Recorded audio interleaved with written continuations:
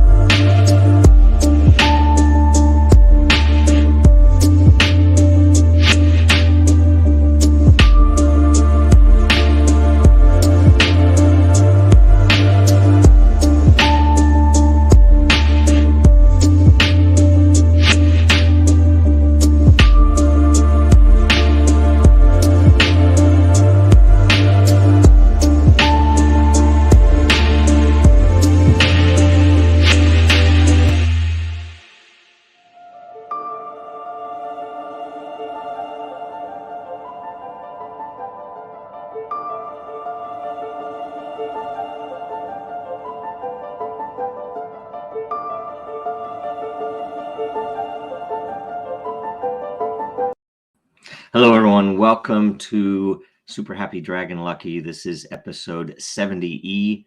That's 0x7e. It's the 127th episode.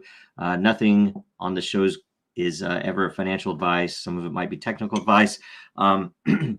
This week on Number Go Up, it is the year 2022. We're now in the 20s, and hopefully this is a good year. Let's get it started.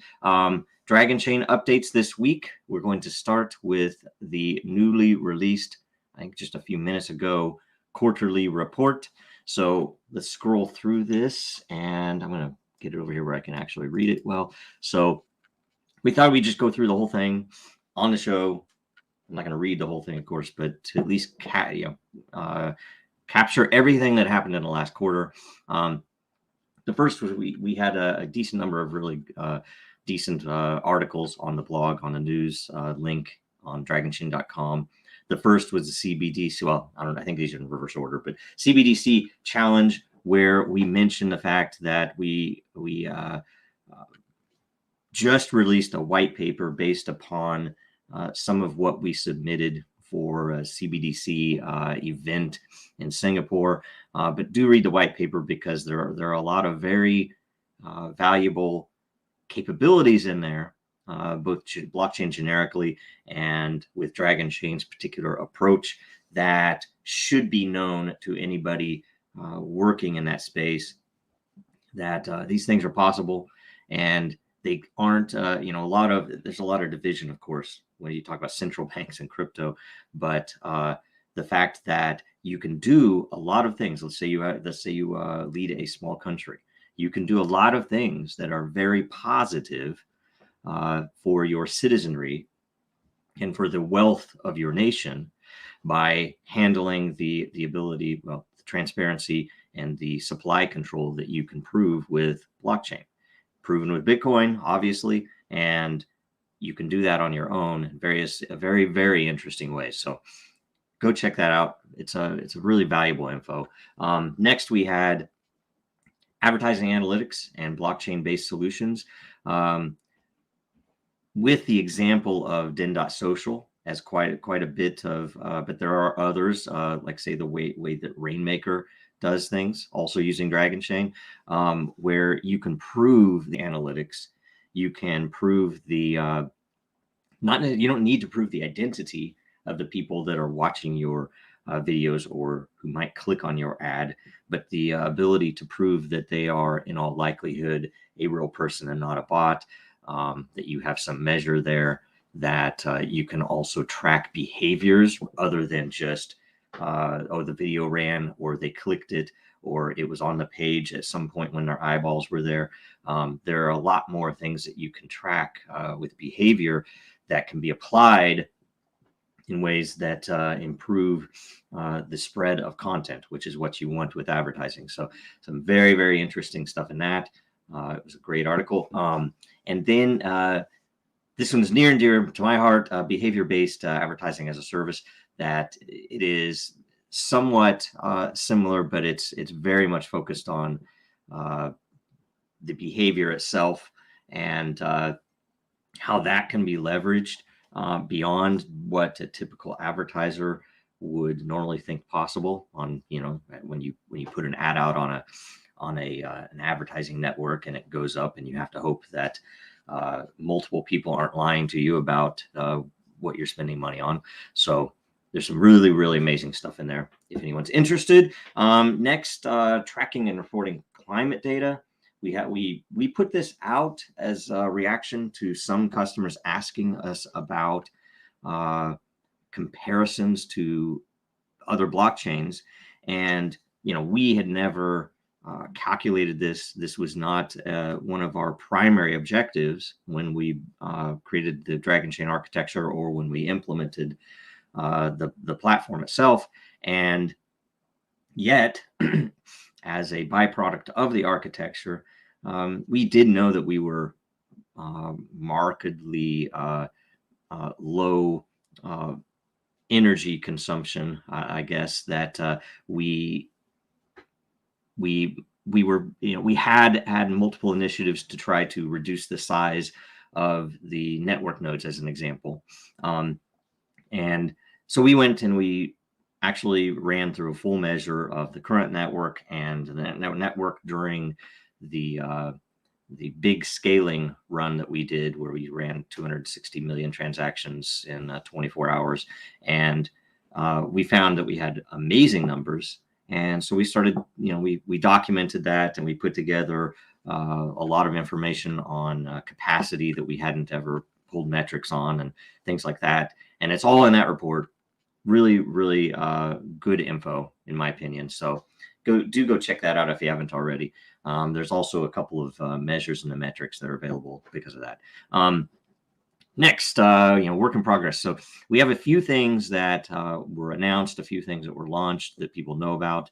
That one that kind of came out of the blue, and we've been working with this team for years now to figure out how to roll this out. And this is DragonScale, and we have a team there in Europe that has licensed the IP and the name, and we're working with them to build out multiple things. And their initiatives have just all started. So go check out that announcement. It's there's a lot coming there that is not known yet. Also, speaking engagements, I spoke at the the Government Blockchain Association about advanced blockchain protocols. It was interesting, at least for me. There was some really good general abstract information that I tried to pull together in that. It's probably worth watching.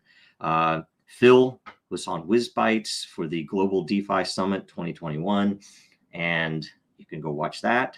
It was really good. The Leaf, and I think that's the right pronunciation, Trey, spoke at the Educational Agility Series and gave a presentation on the future of learning, Dragonchain Academy, and the ability for blockchain to provide credentialing and things like that.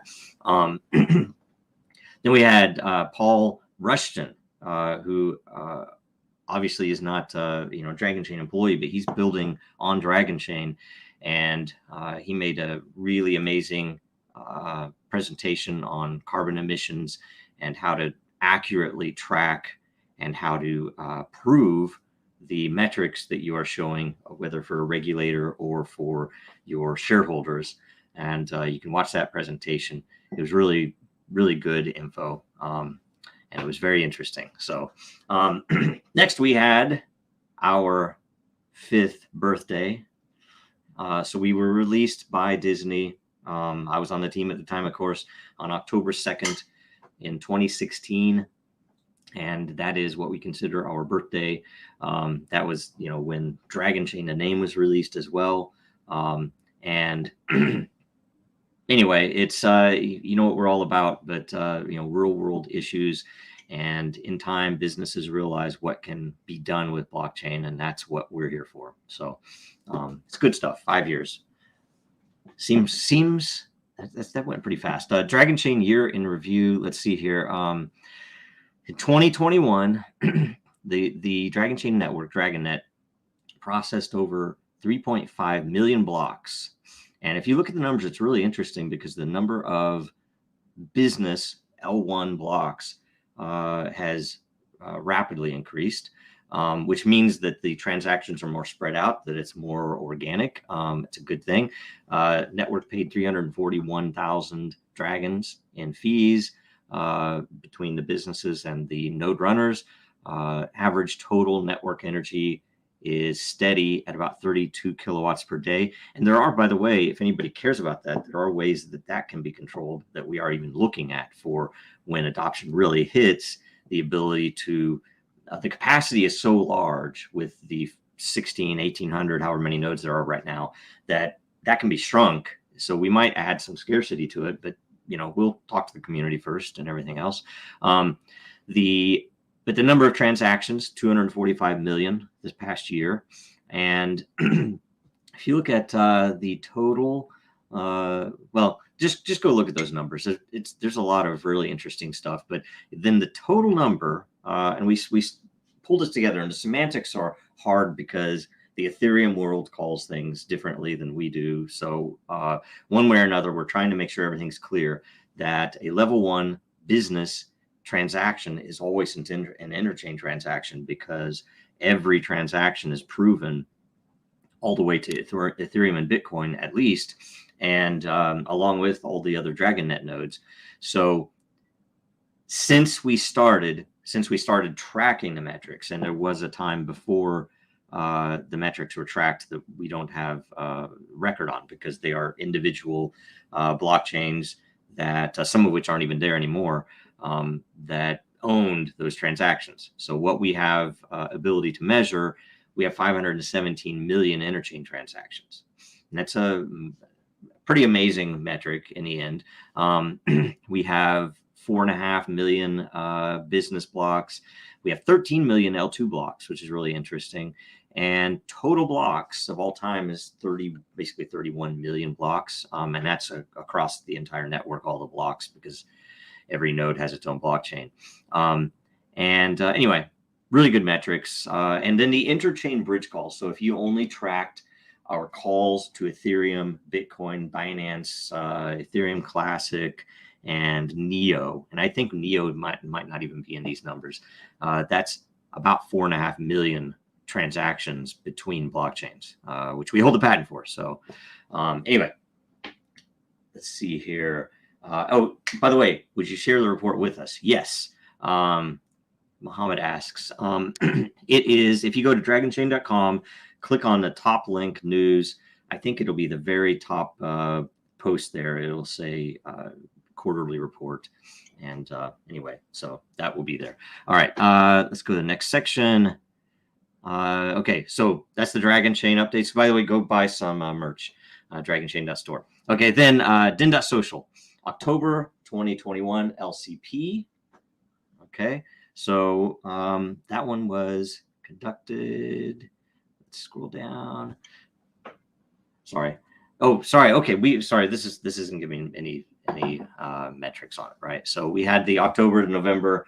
I don't know why October's not showing. Okay, anyway, it didn't show. We had to fix something. Something failed with the images earlier. So if you see anything weird with the images, we have to fix something. But anyway, November LCP, we can look at, and the winner was the Elon Musk layer.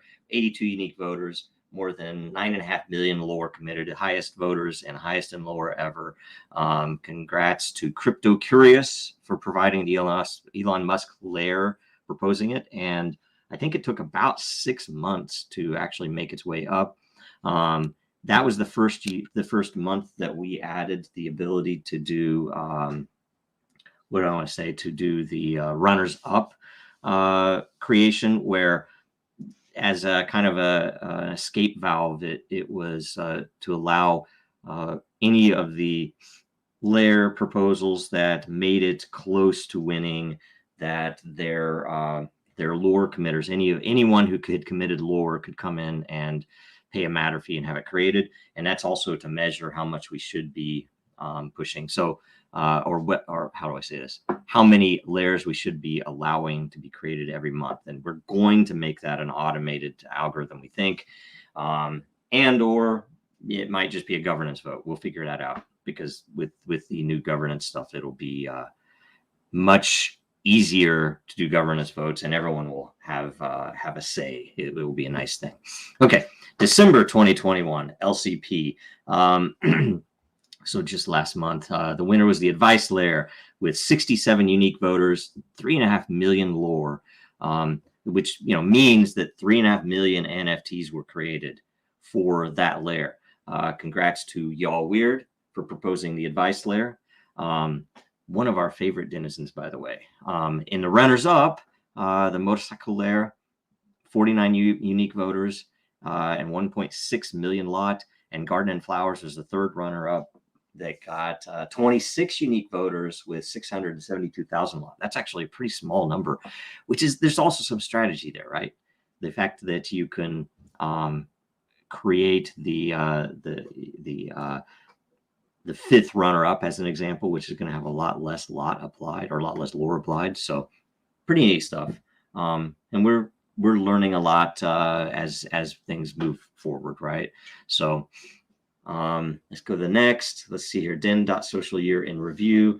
Okay, so we have 5,600 denizens since 2019. 63.6 million energy has been spent on 640,000 interactions. So, and we're very early, so this is good stuff though. But you can see we've moved from the posts have had market increases, but I think a big indicator for me is the number of replies and number of unique votes.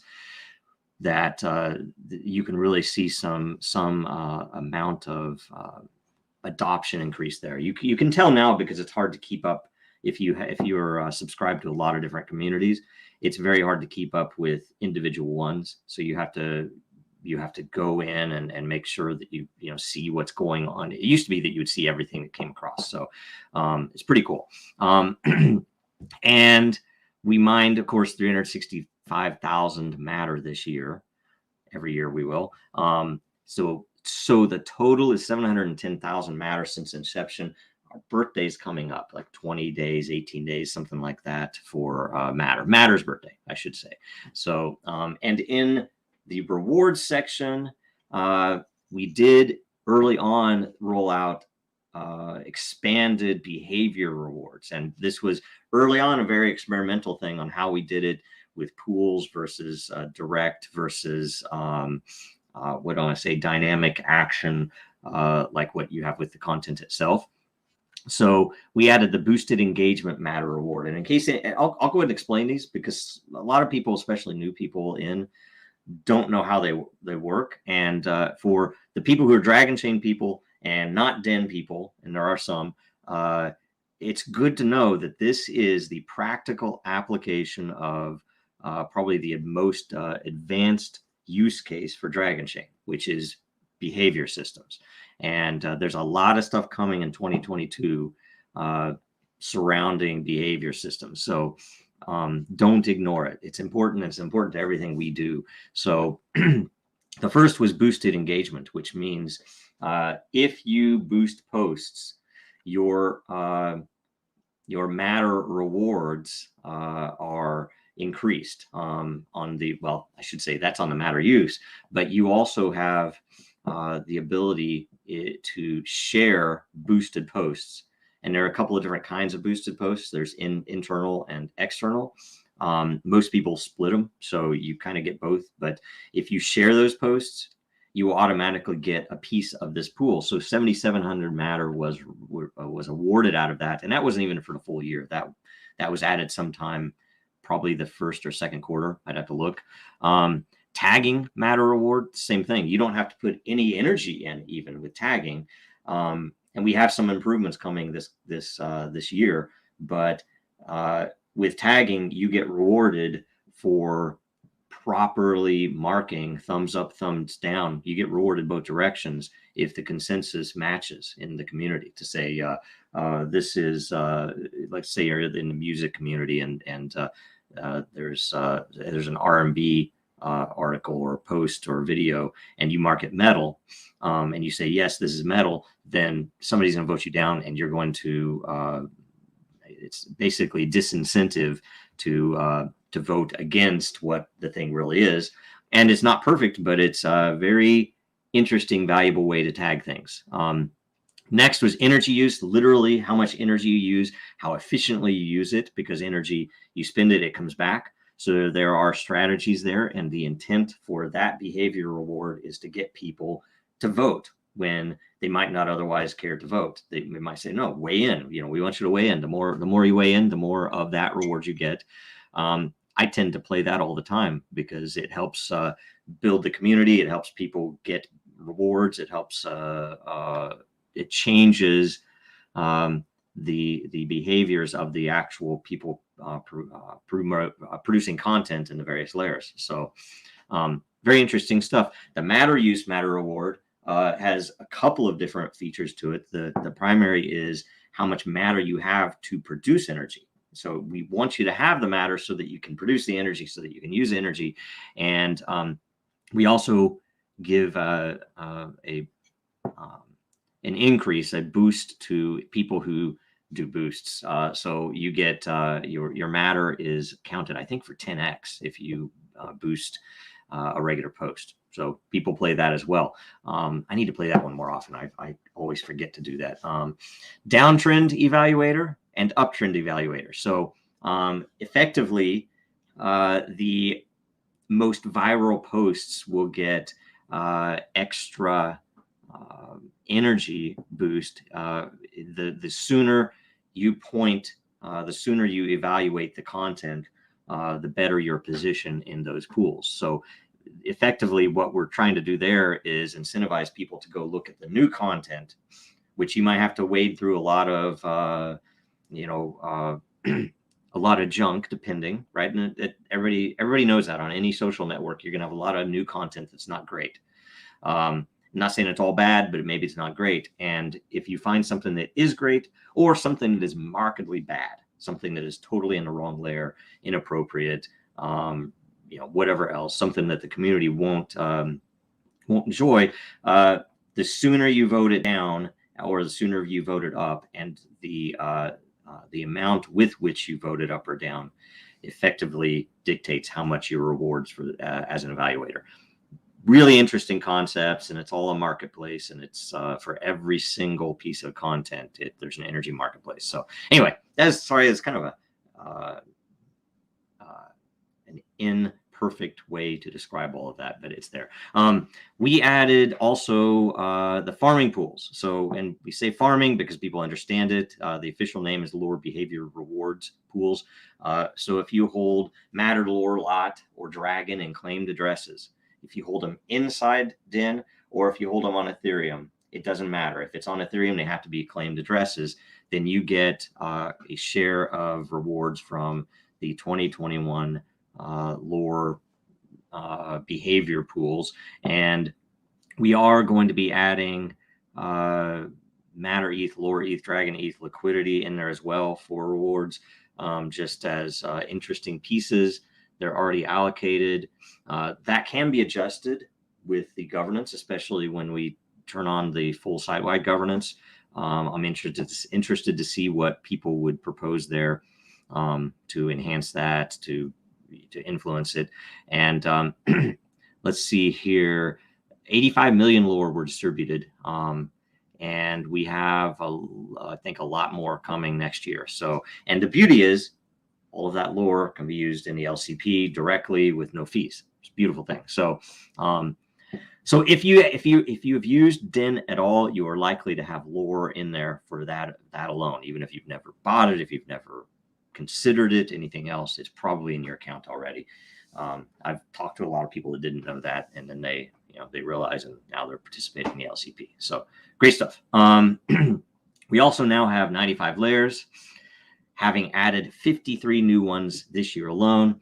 And we have over 130 million lot that have been created as NFTs in Den, which, you know, that's a testament to scalability of Dragonchain. Anyway, we also have 124 layer proposals waiting to be created, with over 9 million lore currently committed. Proposal week has already started this week too, so we'll talk about that later. Added features, behavior rewards, and user interface improvements. But the big ones were tipping, which although we had promised to allow people to tip Matter, we actually went ahead and added lore and lot as well, because particularly with with lore, it's nice because if you have a new user who has some good ideas, you can throw them some lore and they can propose a layer and participate directly in the LCP with that lore. Really cool. No fees at all to do that, at least right now, unless governance tells us to add fees. And then we also threw in a lot for a similar reason, that if you have a layer that you notice someone is particularly active, you can make them an owner. So basically you can watch how people are producing content or promoting or working inside the layer, inside the community, and you can reward them with lot. But it's not even necessarily a reward. It is more than anything giving them ownership, so that they have the added incentive to keep going, right? To not get bored with it or tired of it, and to give them a real piece, especially with governance and everything else. The next was governance, which is a way for all layer owners to propose and vote on matters. The simplest forms are just configuring your branding. What is your banner? What is your avatar? What do you call yourselves? And then the settings for access. Will you want to put in a reputation requirement to allow people to vote? If you're getting a lot of people voting, a lot of people posting content that's not the best content, or they maybe don't understand the community or the point of the layer, you can add reputation settings, but that way it's that entire layer, all of its owners weighing in and deciding. It's a beautiful thing.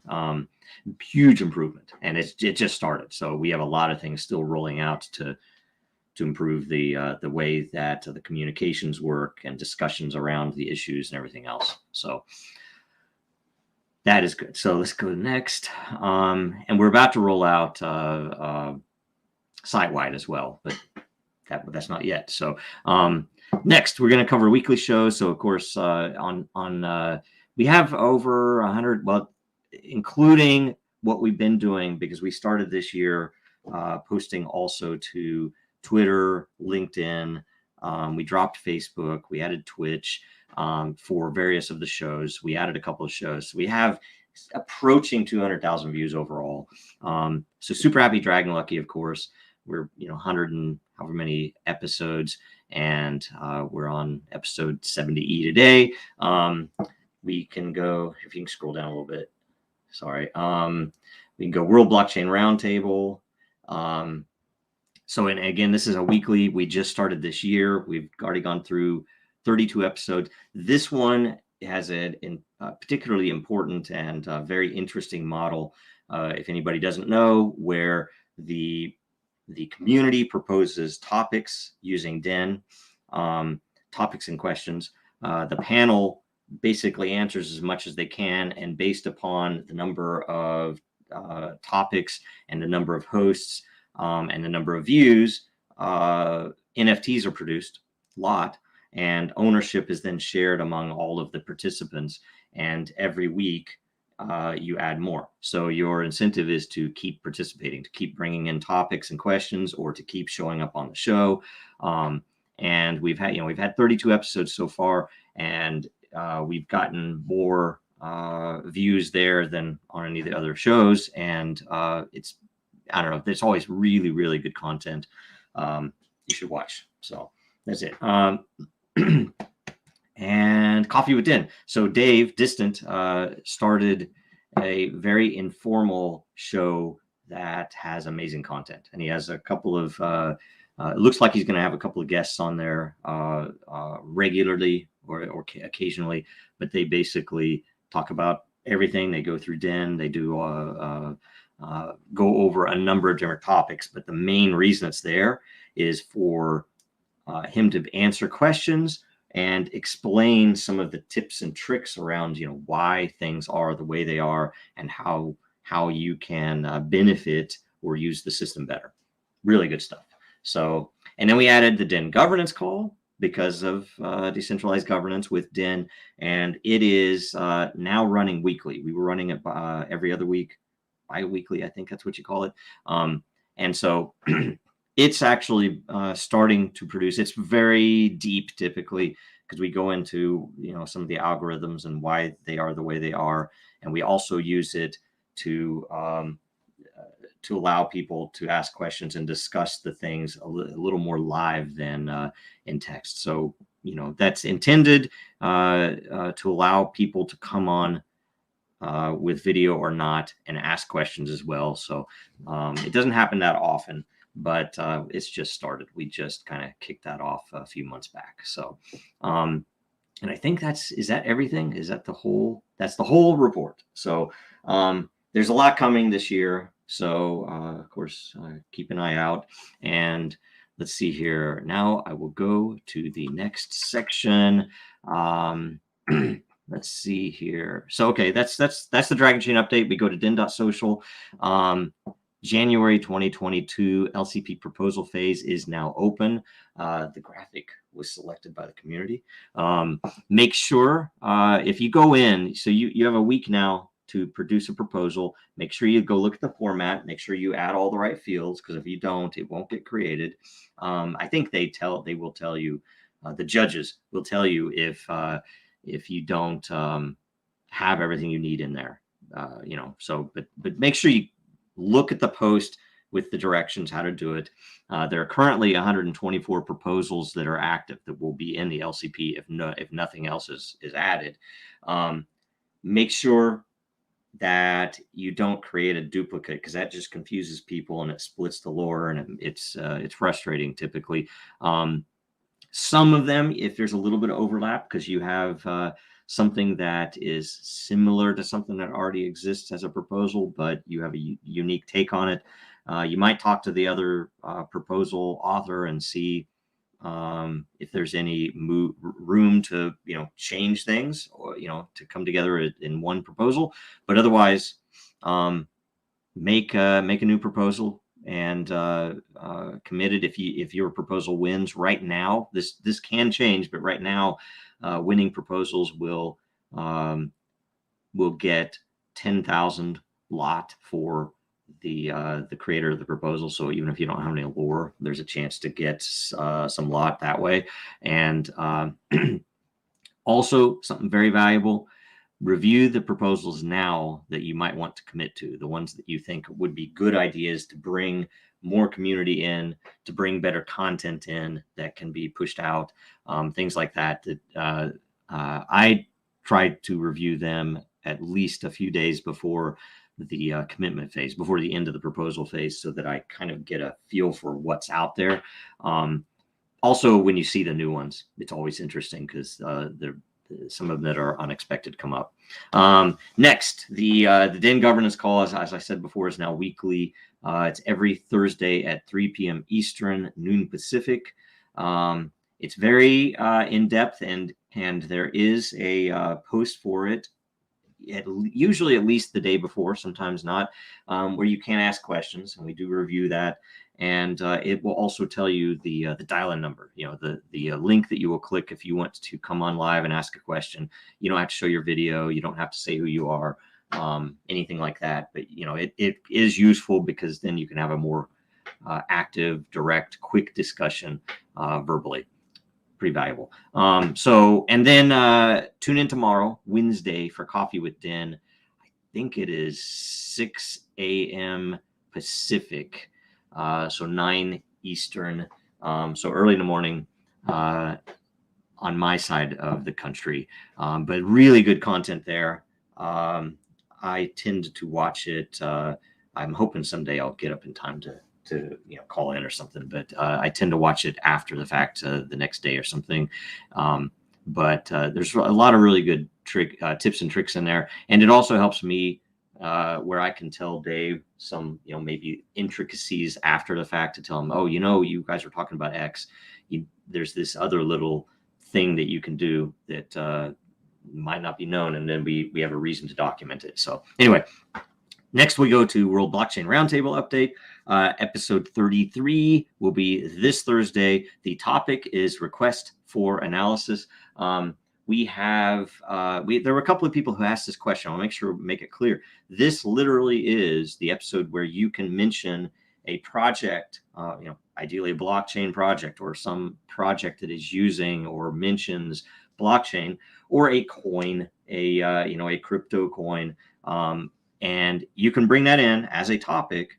And if it gets ranked up high enough by the community, then we will cover it as best we can. So, and that would include the full range. I mean, there will be some of the hosts who might want to give a price prediction, or a something that might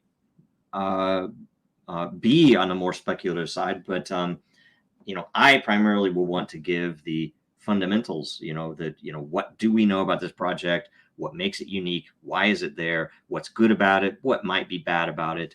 As politely as possible, things like that. So, so bring that in. And by the way, because of the way we're choosing topics, I'll get into that in a second. But this could be a topic that could come up every month. Even I wouldn't mind it, right? That if we've gone a while without doing this, that you guys could come in and say, hey, forget about whatever industry. I want to know about this. These projects. You'll have a way to get it in there and get it voted up. I voted on it this week. The topic, literally, the topics for January were chosen by the roundtable, the World Blockchain Roundtable community owners, in a layer governance vote. And you can go look at it. That week 1 is request for analysis. Week 2 is CDBCs, central bank. Week 3 is health and healthcare, and week 4 is journalism. So, and that's just totally based upon those votes, and we're going to do it every week.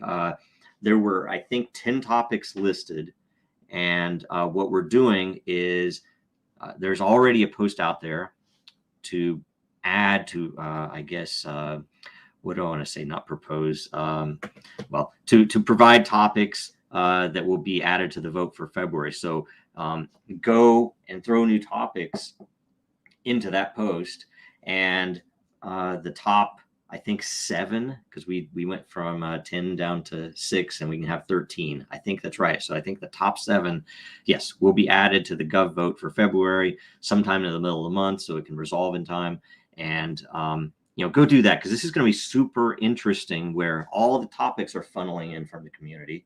All of the format changes are coming from the community, and we'll see how fast the roundtable adjusts itself to the what the community wants. So it's going to be pretty cool. Let's see here. Also, last thing, watch and share last week's episode, which was on the year in review. Now, it was amazing content, in my opinion. Some of the I won't talk about me. I think some of the other guests had some really amazing points. I did get kind of fiery about a couple of things in there. It was interesting. It wasn't rude. It was, I think it was all good, but it was really good show, in my opinion. It already has 2394 views, almost 2,400 views. And the more views it gets the first week, the more lot that all of the participants will get, including the people that provided topics. So come in there and do that. Make sure you share it. And I think that's all the updates. Okay, so we're going to have the full AMA right after this. I don't have a ton of time left. Sorry about that, but it's good. It's quarterly report. It took a while. Okay.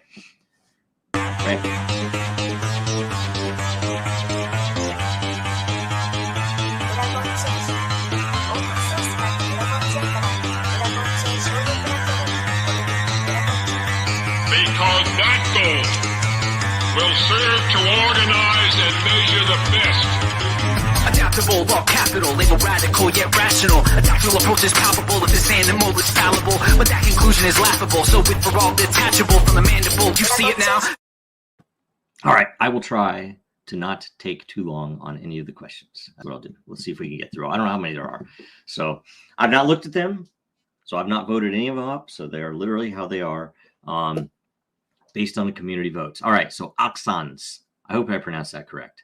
Will the 2021 governance lot be automatically transferred to 2022 lot, or how will the process work? Okay, so this is interesting, and we should say that the 2021 governance lot was based upon a model that is fairly typical in the Ethereum world, where you come in with something. In this case, it was a liquidity pool token, and you stake it into a smart contract on Ethereum, and that smart contract throws a governance layer lot, which was a 2021 governance layer lot, into your address. Okay, so you've held that for all that time, and if you go back to during the year, if you went back to the staking page on Den, it would tell you that it was locked. You could not do anything with it other than hold it and put it, I guess you could sell it too. You could put it into the governance layer and make and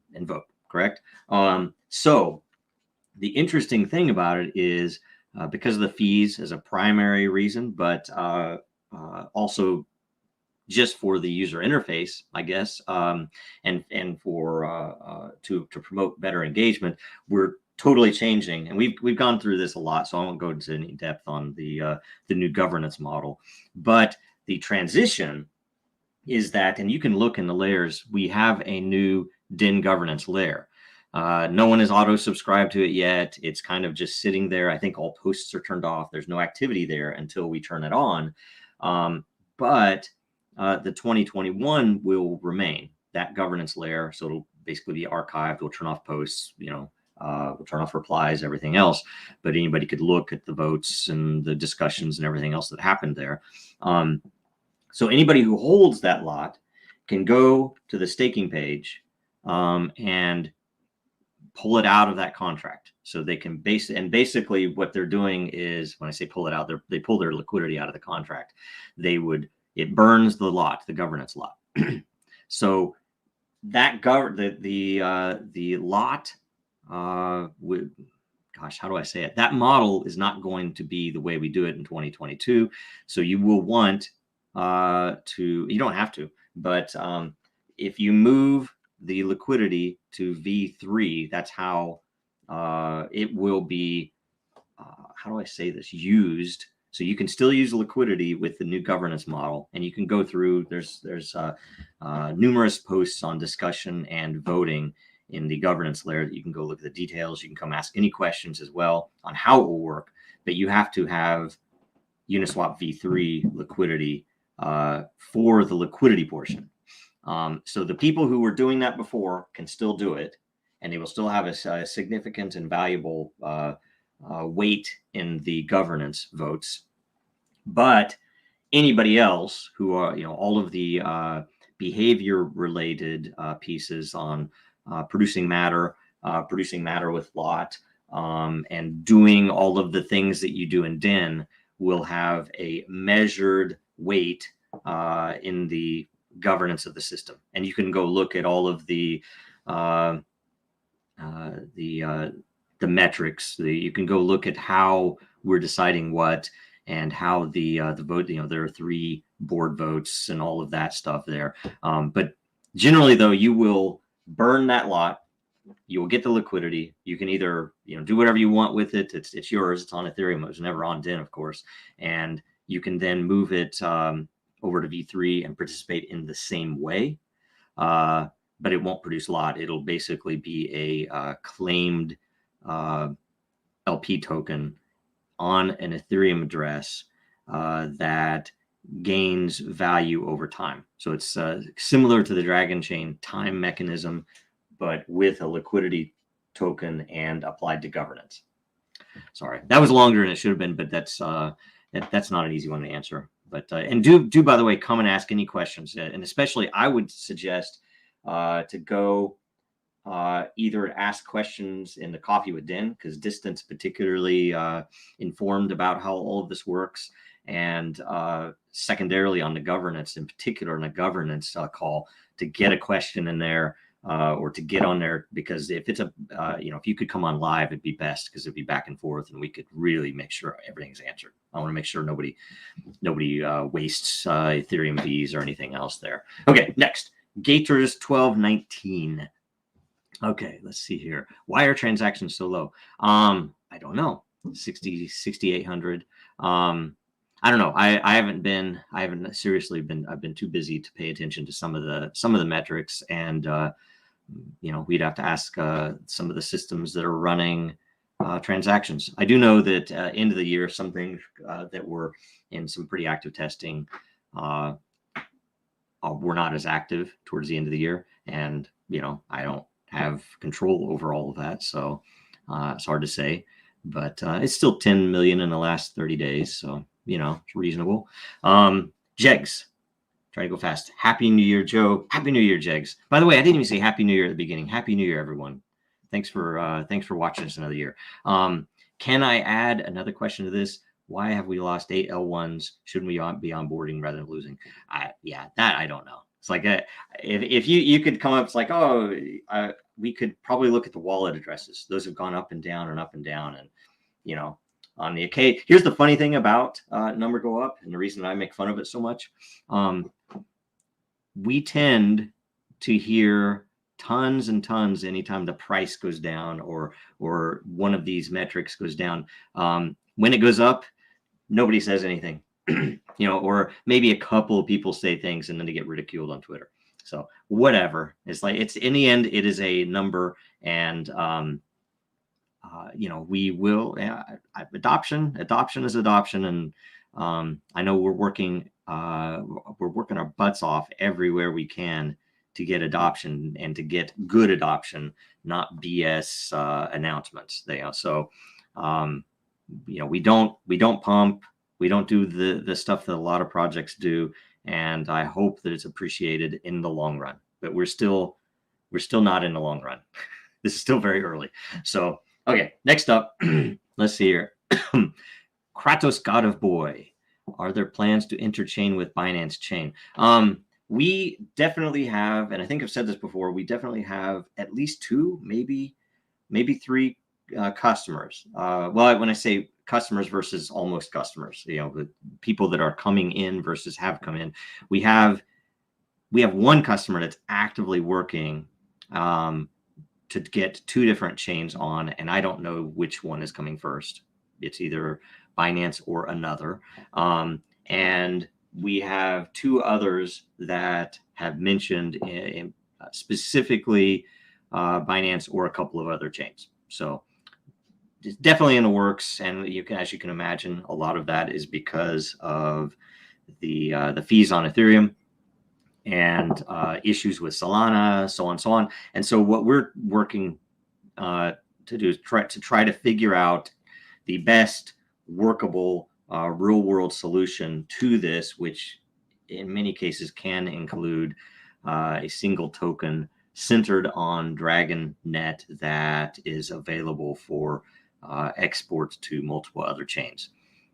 It's not the most important thing in my world, but it is very interesting and valuable, and it can change a lot of things in the world with how you work with crypto. So anyway, and we have to do everything as cleanly as possible, being as we are in America. So GDen, let's see here. In a recent Super Happy Dragon Lucky, you mentioned regulatory environment created major headwinds soon after Dragonchain was launched.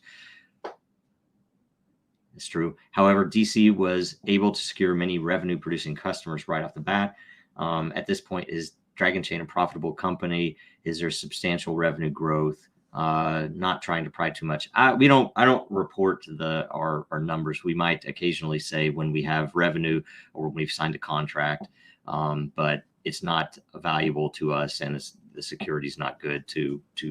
We're not a public company, so we don't release some of that. Is there substantial revenue growth? Not trying to pry too much. but would love to hear whatever you're able to share. I don't know. We share what we will share when we will share it, and take it as it is. Look at the fundamentals, and and share it, right? I mean, if you have contacts and you can help, then by all means do it.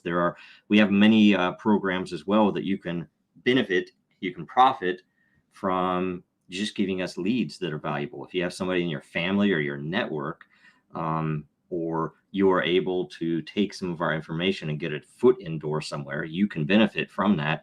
And that's actually helped a lot. We've gotten tremendous number of leads at the end of the year. I think after a lot of the larger organizations have gone through everything that they have trying to build with blockchain, because somebody at the board level wanted them to add some blockchain capability or feature that could be announced, and they realized how hard it is because they don't tend to go first to Dragonchain because we don't have the marketing budget that others do, and when they realize that we can do things that they can't, then they tend to come to us, and having learned more. So this is it seems like a lot of we're getting a lot of consistency around that, with people coming to us that they didn't even realize that what we had was there. Why? Because on Twitter it's never mentioned. It's always about number, and that's what largely a lot of the world thinks of crypto. That's why NFTs are getting a bad name as well in gaming and stuff, because of the way that they're promoted. But anyway, that's what I can share. Sorry. GDen, another question. I think you only get one credit, by the way. Aside from unforeseen issues, for example, issues with the Bitcoin node, why is there such variability in number of transactions and blocks? What's the technical reason for only large swings up and down? Technical reason is the businesses or nodes or whatever these systems are would have volatility in what they're doing. You might have some groups that are storing stuff in batch. I don't know. I don't know what all the nodes do, right? So there is no technical reason. The Bitcoin node, by the way, would not have an effect on the number of transactions and blocks. It might have an effect on the reported transactions and blocks occasionally because of the way that the metric system monitors, because it only has access to it only has access to the nodes that Dragonchain owns or controls, and the node that actually handles the requests to get verifications. So if a node doesn't have network, it can still produce transactions, but we won't see it until a batch. And people have seen that occasionally, like say when one of the it has happened enough times that our current Bitcoin node that is not hosted by us has been flaky in the recent past. And so, and we've seen it as well before when Ethereum has had a fork, and whatever we're either when we were hosting it ourselves or when it was hosted outside, that there was a gap, and you would see a tick up because a bunch of things were not reported until they went all the way through. So anyway, improvised guy, can we get streaming or go live on Den? What would be the biggest challenge to add that service? Yes, we have multiple contingencies there. We want to add that. It's on the list for 2022. We have a couple of different ways that it can be done. And when we first started it, we almost pulled the trigger on it, but we waited because we weren't certain of the performance yet. We've gone through enough, and you can see even some of it has been up on Den, some of the testing of that, and with streaming, that apparently we think that we can do live streaming. And the secondary piece of that is not just, oh, we need to add streaming, so we are now, like YouTube.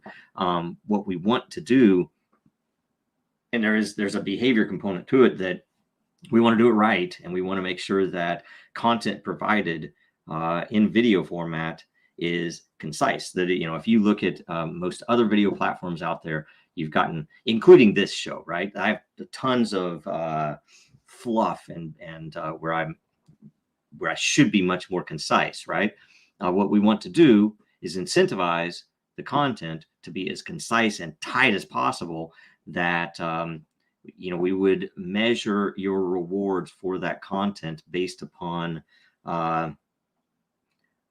the average view time and the consensus of the voting, right? So that voting marketplace with the average view time, which will make it harder to attack it with bots and things like that. But primarily, the main reason is so that the evaluation can bring to you the most concise content for any given subject, right?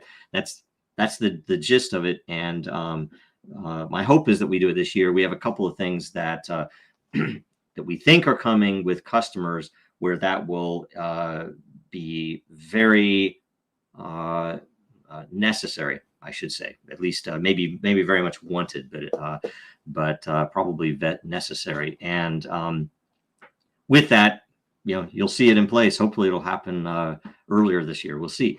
What is Chuck Brooks's relation to Dragonchain from Foost? He's a friend, I guess. He is. We have some level of partnership with him in some of our other sales networks, and he's an expert at what he does.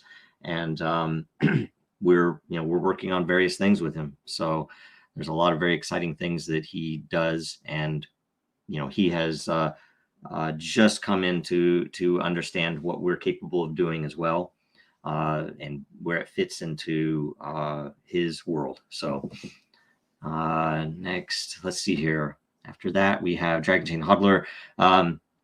Okay, so I maybe do two more. A friend I work with was telling me you can purchase Drgn on SimpleSwap. Is this true, and what would entice some people to buy on SimpleSwap versus KuCoin or Uniswap? I have no idea. I don't know anything about SimpleSwap. Anyway, so yeah, look it up. I actually don't know. Iron Sharp, how exactly did Drgn lose the Bitcoin node, and was Drgn Bitcoin interchain compromised? Oh, we didn't lose it. We had hosted both a Bitcoin, Ethereum, I say both, a Neo, a Binance, and an Ethereum Classic node over the years. And we wanted a lot of the reason that we didn't go further with more Interchain is that there wasn't a service available that would just host the damn things for us, that we had to host them all. We had to pay attention to Forex. We had to pay attention to all of the various things that go on in those individual communities, which is a lot, and it was very expensive to do. So we curtailed it. We pulled it back to just the main ones, which we could actually provide the measure if you look at like Eternal Report for proof reports. But we therefore started to move, and we did it just last year with Ethereum, where we moved from hosting our own because there was too much to deal with forks and updates, that we started using an external service. We just let the Bitcoin node run though, because it was already running, and it's there's no reason to fix it if it's working.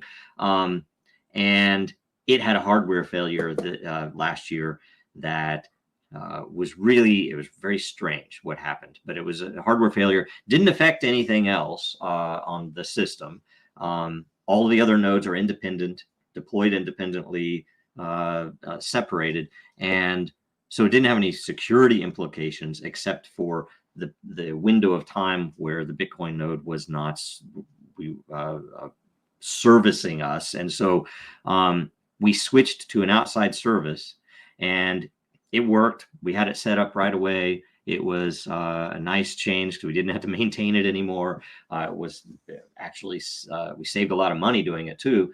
And then for no reason at all, it flaked out. And in the midst of us fixing it, it came back online, and then it flaked out again. And so we're still in the middle of figuring out what service we want to go with. And there are a couple of options, quite a few options. So we'll probably be doing that soon. And I did already answer it too, right? What wallet or wallets do you recommend? I'll do one more for security. I currently use MetaMask, and all my time is connected, so I probably won't change. I would do your own research. The one thing I would say, don't trust anything, especially don't trust something that's running in your browser, right? Something in your browser, not only is it a key place that if someone were going to compromise you, that is where they would do it. It's also hard to tell if you're compromised, even for me, because it's a plugin in the browser. Now, MetaMask, in my opinion, does provide an amazing, very early interface to Web3 and all that world.